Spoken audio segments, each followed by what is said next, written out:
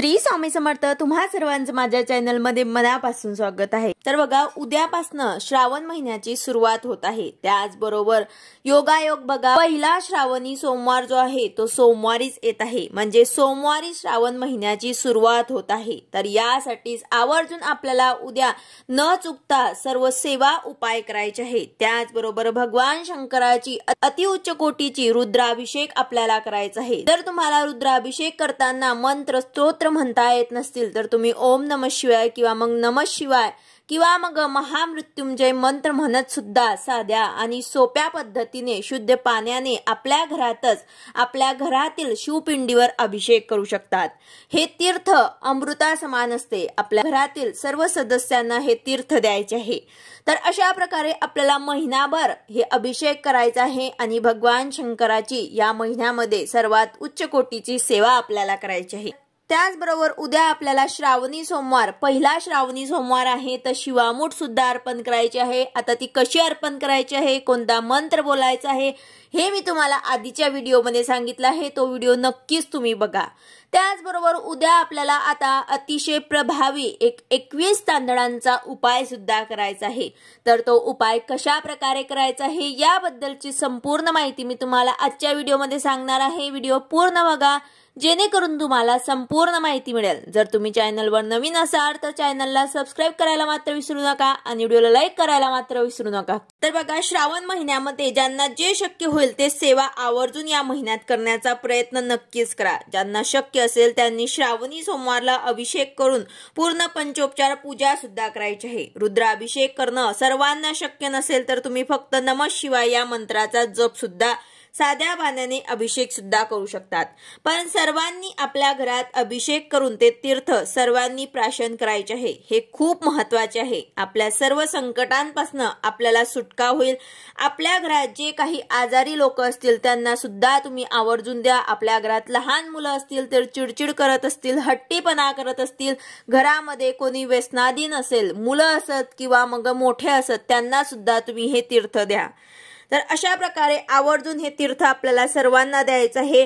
आयुष्यातले बरेच दुःख, संकट या तीर्थाने कमी होण्यास मदत होत असते। तसेच आपल्याला ओम नमः शिवाय पुरुषांनी आणि महिलांनी नमः शिवाय या मंत्राचा अखंड जप करायचा आहे। तुम्ही जिथे असाल तिथे फक्त नामस्मरण करा। ज्यांना बसून पूजा करण्याला जमत नाही, वर्किंग आहात, लहान बाळ आहे, तर तुम्ही अखंड नामस्मरण करू शकतात। तसेच महामृत्युंजय या मंत्राचा सुद्धा तुम्हाला जास्तीत जास्त जप करायचा आहे। तसेच या दिवशी पहिल्या सोमवारी तुम्हाला एक छोटासा प्रभावी उपाय आता करायचा आहे। खूप प्रभावी उपाय आहे, तो तुम्ही नक्कीच करा। जर तुमच्याने काही सेवा करायला जमलं नाही तर फक्त हा उपाय तुम्ही करून बघा। मंत्र म्हणायला विसरू नका, तसेच हा उपाय सुद्धा करायला विसरू नका। तर तो उपाय कसा आहे तर बघा, हा उपाय जो आहे तो लक्ष्मी प्राप्तीसाठी किंवा मग प्राप्त लक्ष्मी चिरकाल टिकण्यासाठी, आपल्या घरामध्ये आलेली लक्ष्मी स्थिर राहण्यासाठी हा उपाय आपल्याला करायचा आहे। दिवसभरात तुम्ही हा उपाय कधीही करू शकतात। तुम्ही मंदिरात जाऊन सुद्धा हा उपाय करू शकतात किंवा मग घरी सुद्धा हा उपाय तुम्ही केला तरी सुद्धा हरकत नाही। प्रत्येकाच्या घरात शिवपिंड हे असतेच, तर त्यावर तुम्हाला हा उपाय करायचा आहे। आता या उपायासाठी तुम्हाला काय करायचे आहे की 21 आपल्याला तांदूळ घ्यायचे आहे। 21 आपल्याला अख्खे तांदूळ घ्यायचे आहेत, तुटलेले फुटलेले नसावेत। अखंड आपल्याला 21 तांदूळ घ्यायचे आहे। हे आपल्याला आपल्या उजव्या हातात घेऊन तुम्हाला अगदी लक्ष्मी प्राप्तीसाठी आणि अखंड लक्ष्मी प्राप्तीसाठी सेवा करायची आहे, लक्ष्मी स्थिर राहण्यासाठी। तर भगवान शंकरांसोबत आपल्याला पार्वती माताची सुद्धा आपल्याला पूजा करायची असते, कारण आपल्याला माहिती आहे की माता पार्वती हे लक्ष्मी स्वरूप आहे।